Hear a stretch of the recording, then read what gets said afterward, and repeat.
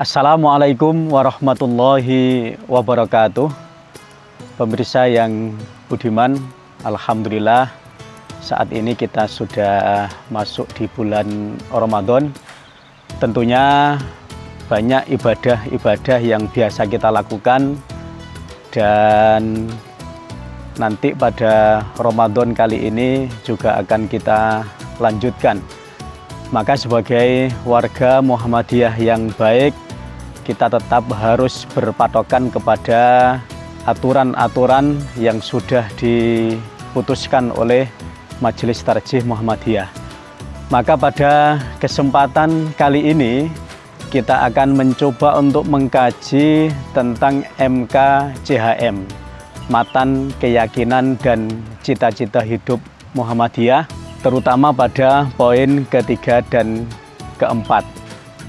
Nah, pada poin ketiga dan keempat, kita bisa mendapatkan panduan bahwa dalam seluruh aspek beragama, maka Muhammadiyah melandaskan seluruhnya kepada Al-Quran dan Sunnah Al-Maqbulah sebagai sumber. Kemudian pada poin yang keempat, di dalam rumusan itu dijelaskan bahwa Muhammadiyah mengelompokkan atau membagi agama itu pada 4 hal. Yang pertama adalah ranah akidah, kemudian ranah akhlak, kemudian ranah ibadah, kemudian ranah muamalah.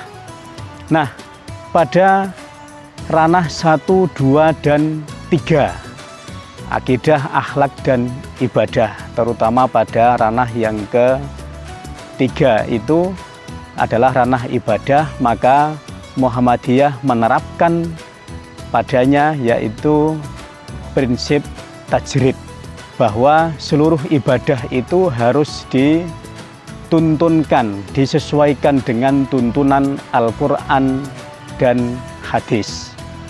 Maka termasuk di dalam ibadah-ibadah di dalam bulan Ramadan ini, maka seluruhnya harus kita sesuaikan dengan tuntunan.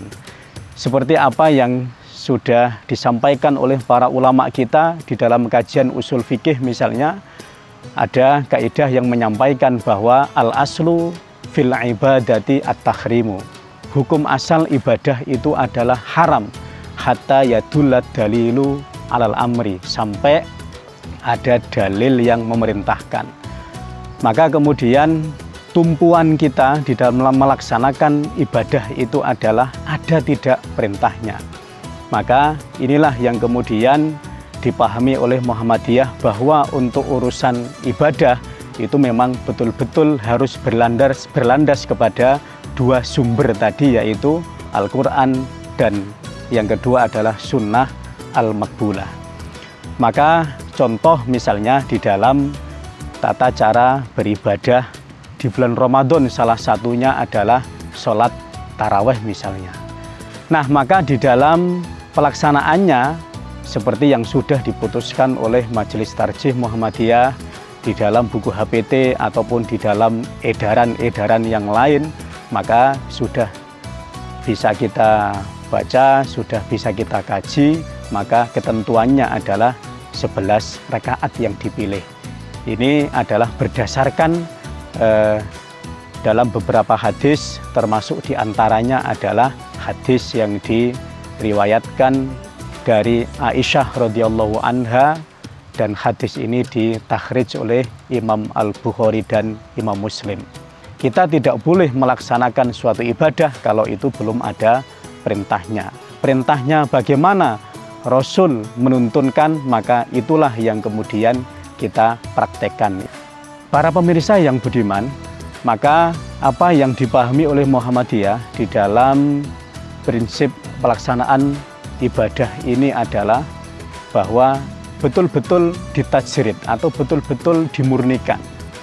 Dimurnikan sesuai dengan apa yang diperintahkan oleh Allah Subhanahu wa taala dan juga apa yang dicontohkan oleh Nabi Muhammad SAW. Nah, dengan demikian maka sebenarnya kita sudah tidak ada keraguan lagi untuk mengikuti apa yang sudah difatwakan oleh Majelis Tarjih dan Tajdid Muhammadiyah. Satu hal yang terpenting adalah bahwa di dalam berfatwa Majelis Tarjih dan Tajdid itu dipastikan akan menempuh metode ijtihad secara jama'i, yaitu perkumpulan dari sekian banyak ulama untuk memusyawarahkan sebuah masalah yang mau diselesaikan. Ijtihad jama'i ini dalam kajian usul fikih itu dianggap paling kuat daripada ijtihad fardi yang itu hanya difatwakan oleh seorang ulama saja. Hasil ijtihad yang dihasilkan oleh sekian banyak ulama tadi, maka sebagai warga Muhammadiyah sudah tidak ada keraguan lagi. Itulah yang kita pilih, sehingga secara agama kita memang betul-betul sudah sesuai dengan tuntunan. Secara organisatoris kita juga sudah taat kepada pimpinan yang sudah memutuskan bagaimana cara beribadah yang sesuai dengan tuntunan tadi. Banyak kurang dan salahnya mohon dimaafkan. Assalamualaikum warahmatullahi wabarakatuh.